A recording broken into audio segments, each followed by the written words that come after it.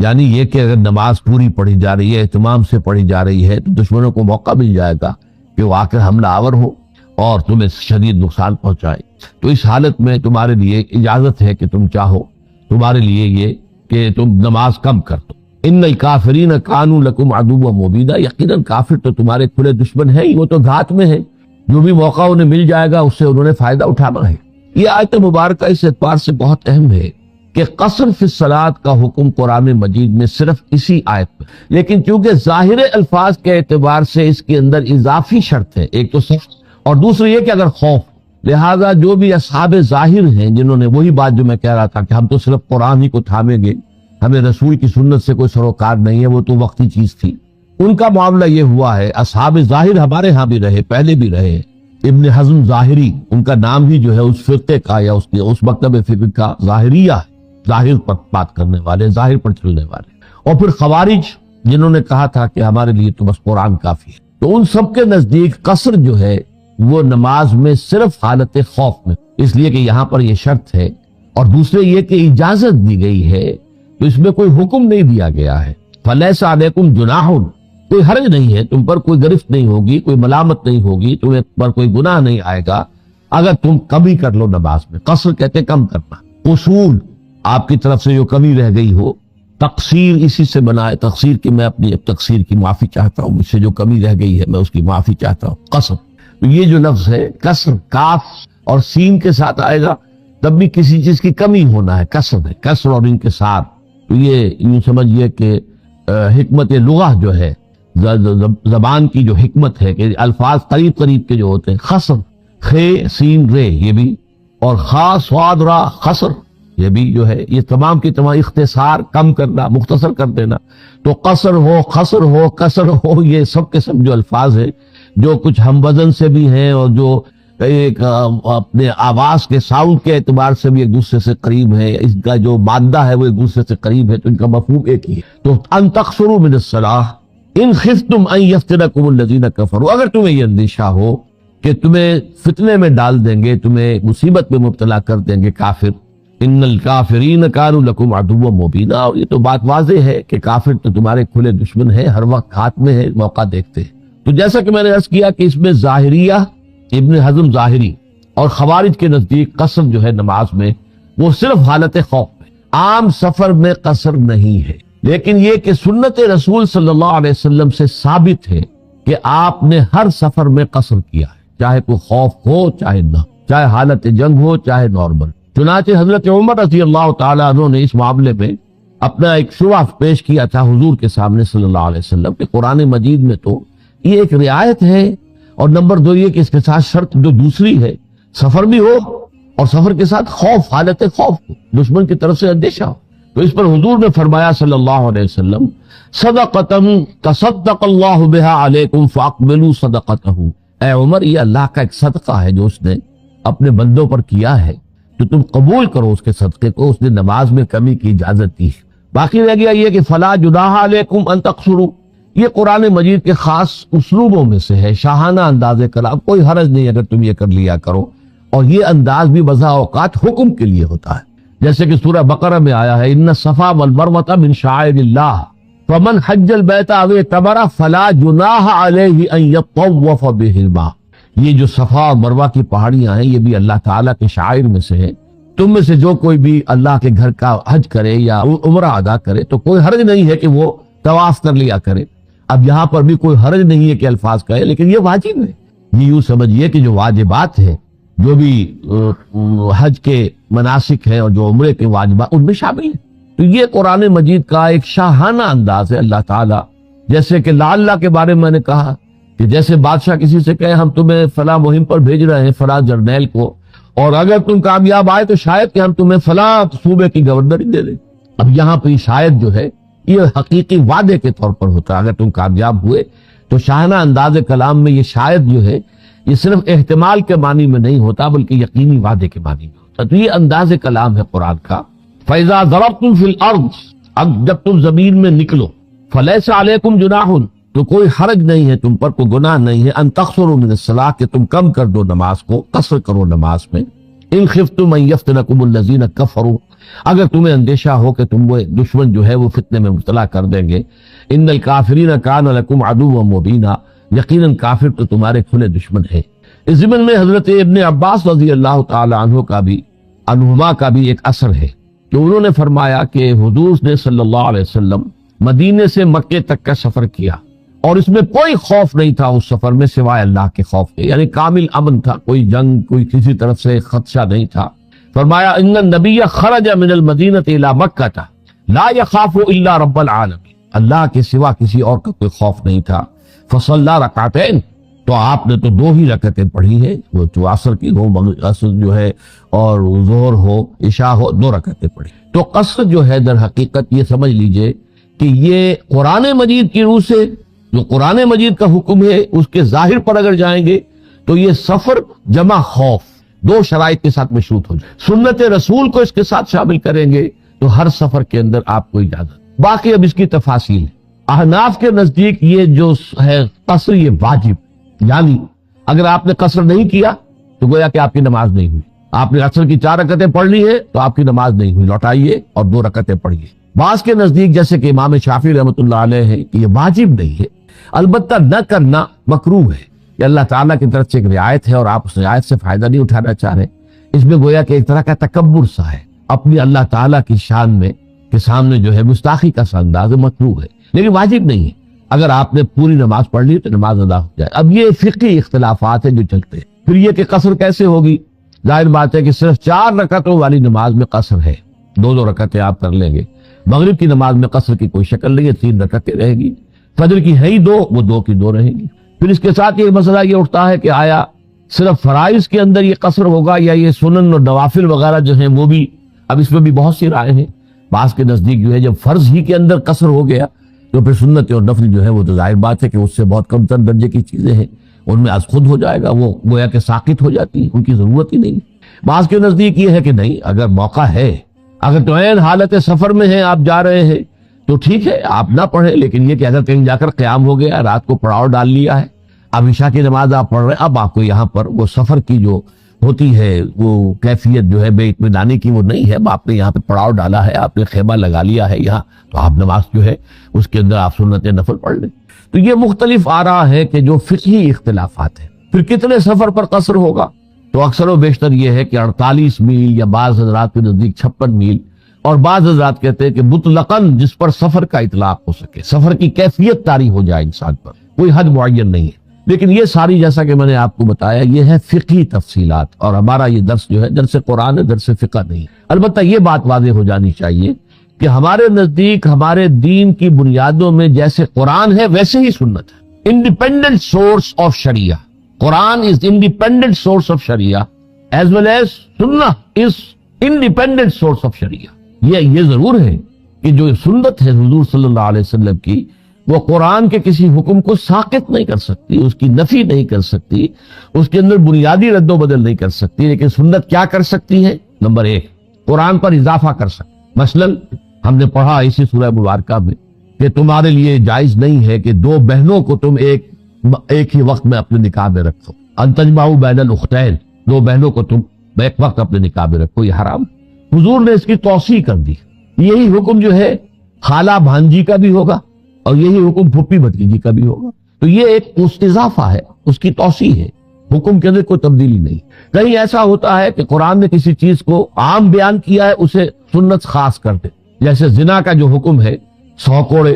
یہ قرآن نے عام بیان کیا ہے، لیکن سنت رسول صلی اللہ علیہ وسلم نے اس کو خاص کر دیا کہ یہ غیر شادی شدہ زانی اور زانیہ کی سزا ہے، شادی شدہ زانی اور زانیہ جو ہے اس کی سزا ہے۔ تو قرآن پر اضافہ ہو سکتا ہے، قرآن کے خاص کو عام کیا جا سکتا ہے، قرآن کے عام کو خاص کیا جا سکتا ہے، یہ تو سنت رسول کا حق ہے۔ لیکن سنت جو ہے وہ کہیں قرآن مجید کی کسی شے کی مطلقاً نفی نہیں کر سکتی۔ تو یہاں پر بھی جیسا کہ میں نے کہا کہ ایک اضافہ ہے کہ اللہ تعالیٰ کی طرف سے یہ ہدیہ ہے تمہارے لیے، یہ تحفہ ہے، صدقہ ہے، اس کو قبول کرو خوش دلی کے ساتھ۔ تو اس میں یہ ہے کہ وہ قصر کرنا چاہیے۔ البتہ یہ کہ باقی تفاصیل جیسا کہ میں نے عرض کیا اس کی مختلف شکلیں ہو سکتی ہیں، تو مختلف شکلوں کا معاملہ جو ہے وہ پھر فقہا کے آپس کے استنباطات جو ہے ان کے مختلف جو اصول ہیں، طریقے ہیں، اس کے پر مبنی۔ وَإِذَا كُنْتَ فِيهِمْ، اور اے نبی جب آپ ان میں موجود ہوں، دیکھیے کہ سفر میں خاص طور پر جبکہ خوف، اب اس حالت خوف کی نماز کا جو ہے وہ بیان ہو رہا ہے۔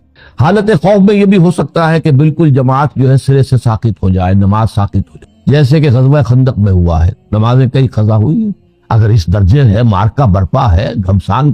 کا جو ہے کوئی معاملہ ہے اور بہت ہی کریٹیکل ٹائم ہے، تو ظاہر بات ہے نماز مؤخر ہو سکتی، لیکن یہ کہ اگر اس سے کمتر کا معاملہ ہے تو جس سے بہتر شکل میں ادا کی جا سکتی وہ نماز ادا کی جائے، اس لیے کہ نماز بہرحال اللہ تعالیٰ کی طرف سے فرض ہے اور اوقات کے تعین کے ساتھ فرض ہے۔ فجر اپنے وقت پر فرض ہے، ظہر اپنے وقت میں فرض ہے، عصر اپنے وقت میں فرض ہے، مغرب اپنے وقت میں فرض ہے، عشاء اپنے وقت میں فرض ہے۔ کتاب موقوتہ بھی آ جائے گا آگے، یہ تو جو کتاب اللہ تعالیٰ کی طرف سے جو لکھا ہوا فیصلہ ہے نماز کے بارے میں، یہ وقت کے ساتھ منسلک ہے۔ لیکن نماز میں ہر جگہ صورت مختلف ہو سکتی ہے، ایسا ہے حالت خوف ہے، سفر بھی کر رہے ہیں اور سواریوں پر جا رہے، سواریوں پر نماز پڑھ لی جائے، اور جو ہے آپ جس طریقے سے بھی کر سکتے ہو علیحدہ پڑھ لیں۔ لیکن ایک خاص صورتحال ایسی ہو سکتی ہے کہ اگرچہ جنگ ہے، حالت جنگ ہے، لیکن یہ کہ مسلمانوں کا جتھا بھی ایک جگہ پر موجود ہے، ایک جماعت ہے، ایک گروہ ہے،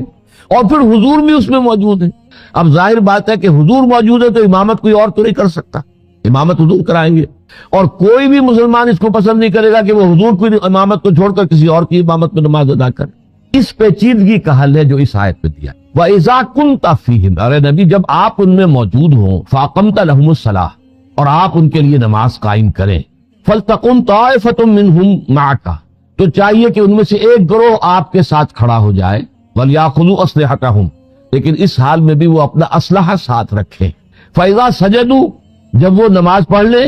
فَلْيَكُونُوا مِنْ وَرَائِكُمْ، تو چاہیے کہ وہ پھر پیچھے چلے جائیں، وَلْتَأْتِ طَائِفَةٌ أُخْرَىٰ، اور اب دوسرا گروہ آ جائے، لم یصلوا، جنہوں نے ابھی نماز نہیں پڑھی، فلیصلوا معک، اب وہ نماز پڑھیں آپ کے ساتھ، ولیاخذوا حذرهم واسلحتهم، اور چاہیے کہ وہ اپنے بچاؤ کا سامان اور اپنا اسلحہ ساتھ رکھیں۔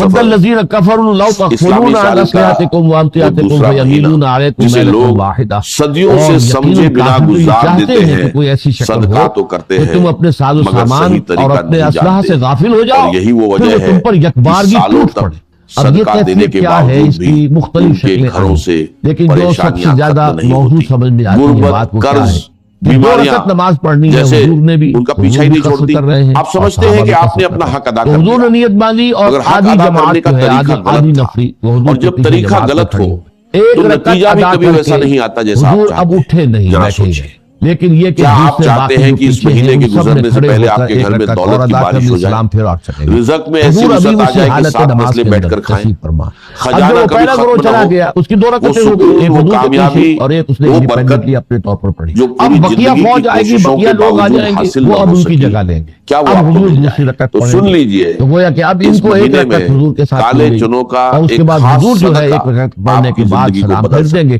اکثر آپ کی آپ نے دو لوگوں رکعتیں سے سنا مکمل ہو ہوگا گئی، کہ سفر اور کا پیچھے مہینہ جو جماعت ہے منحوس وہ ایک ہوتا ہے، رکعت اپنے طور پر اس ادا میں کر بلائیں کے دو اترتی رکعتیں ہیں، پوری کر لی۔ مگر اس کی آج آپ شکلیں اس کچھ اور مہینے بھی کی بیان اصل کی گئی ہیں، حقیقت بعض جان لوگوں نے کہا لیجئے، کہ حضور یہ 4 رکعتیں منحوس پڑھے نہیں اور بلکہ صحابہ جو ہے برکتوں کا پیچھے مہینہ ہے، وہ 2 رکعتیں فتوحات پڑھے، کا لیکن اس مہینہ میں تو ہے، پھر یہ ہے کہ کامیابی قصر کا کا مہینہ حکم جو ہے۔ ہے آپ نے بس وہ دو حضور چیزیں کا اپنے اوپر سامنے عمل نہیں رکھنی ہوا۔ ہیں، پہلی حضور کالے پر بھی چنے قصر اسی جو طریقے ہر سے گھر ہے میں جس موجود کو ہوتے ہیں، حنفیہ کے نزدیک اور تو دوسری واجب ایک ہے، ایسی لازم ہے، چیز اور باقی جس کے پر نزدیک خاص بھی اگر نہ عمل کرے پڑھ تو کر آپ گویا نے کہ ایک صدقہ کفران کرنا ہے۔ نعمت ہے، اللہ جب تعالیٰ یہ کی عمل نعمت کو صحیح ٹھکرانے کے طریقے سے معنی میں کیا تو جائے گا مکروہ ہے۔ اس تو لحاظ موت سے کے سوا بہترین ہر شکل وہی سمجھ میں بیماری، آتی ہے جو میں نے آپ کو ہر سامنے رکھی پریشانی، کہ حضور کے ہر ساتھ مسئلے سے ایک نجات گروہ مل نے سکتی نیت ہے، باندھ لی، لیکن ایک اس سے رکعت پڑھ لی۔ پہلے اب حضور کے ایک بعد بہت حضور ضروری جو ہے بات اس سمجھ رکعت کو پورا لیجیے۔ کر کے تشریف ہمارے فرما رہے ہیں، معاشرے آپ میں ایک سلام بڑا علیکم، وہم پھیلا باقی لوگ ہوا کھڑے ہے ہو گئے کہ انہوں سفر نے کا اپنی مہینہ دوسری رکعت منحوس ہے، اپنے طور پر پڑھ لی، اس میں شادیاں سلام نہیں پھیرا اور ہوتی، چلے گئے۔ اب وہ کاروبار پیچھے شروع چلے نہیں گئے، کیا اب وہ جاتا، محافظ ہے، گھروں پر بقیہ بلائیں جو فوج آتی تھی ہیں، جو رہ گئی تھی مگر وہ آگے اسلام آئی میں اور اس منحوسیت نے کا آ کر کوئی حضور کے تصور پیچھے نہیں، سب بندی کی۔ منحوس اب مہینوں حضور میں نے کھڑے ہو کر نہیں، ایک انسان رکعت کے نماز اپنے پڑھی، اعمال مزید میں اپنی جو ہوتی رہ ہے۔ گئی تھی پڑھی۔ جب تک آپ تو یہ ڈر گویا اور کہ وہم بقیہ کے فوج ساتھ کو ان جئیں کے گے، ساتھ ان کی امامت آپ کی میں رکعت تقدیر مل گئی۔ نہیں بدلے گی۔ اب اس کے بعد حضور حضور صلی نے اللہ علیہ وسلم نے ایک واضح رکعت پڑھنے طور کے پر بعد جو فرمایا چونکہ 2 آپ کہ کی ہو سفر گئی، کے آپ نے مہینے سلام میں پھیر کوئی دیا، بیماری یا لیکن بلا یہ کہ خود باقی سب بخود نہیں حضرات جو ہے پھیلتی، مقتدی وہ کھڑے ہو گئے، اور نہ ہی انہوں نے یہ اپنی مہینہ ایک منحوس رکعت ہے۔ اور پڑھ لی اور یہ حضور سب سلام جاہلیت کی پھیر۔ باتیں یہ ہیں معلوم، اب لیکن جن اس کا میں جو حقیقت زور سے دیا کوئی جا رہا تعلق ہے نہیں۔ کہ وہ اپنا حقیقت اسلحہ تو یہ ہے ساتھ کہ یہ مہینہ اس لیے فتح کہ اور حالات کامیابی بہت کا ہی مہینہ سمجھیے ہے۔ کہ اسلامی تاریخ اٹھا کر دیکھ ایمرجنسی لیجئے، کے حالات اسی مہینے میں فتح اسی وقت ایک کوئی صورت خیبر حال کا پیش آ عظیم سکتی تھی۔ واقعہ پیش اب آیا، ظاہر بات ہے کہ جہاں حملہ ہو اسلام کو جاتا ہے ایسی نماز شان शानदार जीत नसीब हुई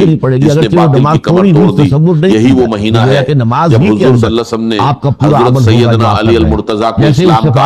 झंडा अता फरमाया और उन्होंने अपनी ताकत से खैबर का दरवाजा उखाड़ फेंका। तो फिर सोचिए आपका नुकसान हो, जिस महीने में ऐसी फतह यहाँ दो अल्फाज आ रहे हैं, ये महीना गफलत से जाने का अकेला आएगा तो उसमें दो हालात बदलने का अपने बचाव का अपनी सामान, किस्मत बचाव को के नई सामान दिशा देने का है। वो भी है जब आप इस महीने को सही नजर से देखेंगे जिसम के ऊपर और पूरे यकीन के साथ अमल करेंगे और तब काले चनों का ये सदका आपकी जिंदगी में इनकलाब ला सकता है। तो आइए इस अमल की तरफ, ये कोई आम सदका नहीं बल्कि एक नमाज के अंदर इन चीजों को साथ रखना जो है बहुत, इसके लिए आपको काले चने या मसूर की दाल और एक दूसरी खास चीज की जरूरत होती है और सबसे अहम है सही तरीका और पूरा यकीन। अमल करते वक्त आपकी नियत साफ हो और ध्यान अपनी परेशानी पर हो, क्योंकि बिना यकीन के कोई वजीफा असर नहीं करता। सिर्फ चीजें इस्तेमाल करने से फायदा नहीं होता बल्कि सही तरीके से अमल करना जरूरी है। याद रखिए, करीब करीब जो बंदा अपने रब से होता है वो सही तरीका और इसलिए कि हमारे और रब के दरमियान हाइल हमारी जब ये अमल सही तरह से किया जाए तो रिज़्क़ में बरकत, कर्ज से राहत, सेहत और सुकून नसीब होता है। जिसके लिए अगर आप अपने हालात बदलना चाहते हैं तो इस अमल को पूरे यकीन के साथ करें। अनानियत जो है उसकी नफी है। अब इन काले चनों के ऊपर पहली तस्बीह कौन सी पढ़नी है और वो कौन सा अजीम कलिमा है जो आपके दिल की सफाई के साथ गुनाहों को मिटाकर हर मुश्किल को आसान कर देगा। जो आखिरी है इस सदके को शुरू करने से पहले इस अजीम और पाकीज़ा पढ़ाई के बारे में जान लीजिए जिसे इस सदके की जान कहा जाता है। जब ये काले चने आपके सामने मौजूद हो तो सबसे पहला काम जो आपने करना है वो है इस्तिग़फ़ार, यानी इस्तिग़फ़ार जो इंसान होता है जुबान से लफ्ज़ दोहराने का नाम नहीं, तो यहाँ नमाज को सजदे से रोते हुए हालांकि उसमें अपने गुनाहों पर शर्मिंदा होकर झुकने का नाम है। फैदा सजदू फलयकूनु मिन वराइकुम, जब वो नमाज पढ़ चुके हमारी दुआएं तो फिर वो हो जाए पीछे तुम्हारे, यानी इस्तिग़फ़ार एक ऐसी ताकत है जो इंसान के दिल को धोकर साफ करती है, तंगियों को कुशादगी में बदलती है और रिज़्क़ के ऐसे दरवाजे खोलती है कि इंसान हैरान रह जाता है। हुज़ूर सल्लल्लाहु अलैहि वसल्लम ने फरमाया कि जो शख्स इस्तिग़फ़ार का साथ लेता है अल्लाह ताला उसके लिए हर तंगी से निकलने का रास्ता बना देता है, हर गम से निजात देता है और उसे ऐसी जगह से रिज़्क़ अता करता है जहां से सामान से और अपने असलाह से। कुरान करीम की सूरह इमरान की आयत मुबारक में अल्लाह अपने खास बंदों का जिक्र करते हुए इरशाद फरमाता है कि जब उनसे कोई गुनाह हो जाता है लेकिन या वो अपने ऊपर जुल्म कर बैठते हैं तो वो बारिश की वजह फौरन अल्लाह को याद करते हैं और अपने गुनाहों की माफी मांगते हो गया है जिसे और वो जानते हैं कि अल्लाह के सिवा कौन है जो गुनाह माफ कर सकता है और वो लोग जानबूझकर अपने गुनाहों पर इसरार नहीं। तो इसमें कोई हर्ज नहीं है। इस आयत की तफसीर में इमाम इब्ने कसीर ने हजरत अनस रजी कि तुम असलहा तो रिवायत यानी जो जारहाना असलहा है, तलवार है, आपके ईमान को ताज़ा कर देगी। तीर है। हजरत अनस फरमाते हैं कि जब ये मुबारक आयत नाज़िल हुई कर दिया गया तो इब्लीस यानी शैतान तो खिज़्र जोर जोर से रोने और चिल्लाने लगा। उसने कहा, ऐ मेरे रब, जो तुम्हें तेरी इज्जत सर पर और जलाल की कसम के ऊपर जो है सीने जब तक तेरे बंदों की रूहें उनके जिस्मों में रहेंगी और आप मैं उन्हें बहकाता रहूंगा। ये चीजें जो है इस पर अल्लाह रब्बुल आलमीन ने इरशाद फरमाया, मेरी इज्जत और जलाल की कसम, जब तक मेरे बंदे मुझसे इस्तिग़फ़ार करते रहेंगे मैं उन्हें बख्शता रहूंगा। वो कितने खुशनसीब हैं जो आज इस मुबारक महीने में अपने सामने चनों को रखकर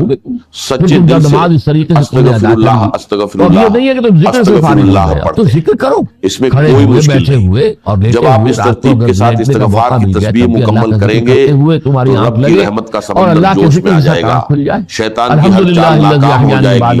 और आपके घर की तमाम परेशानियां, जादू, बंदिशें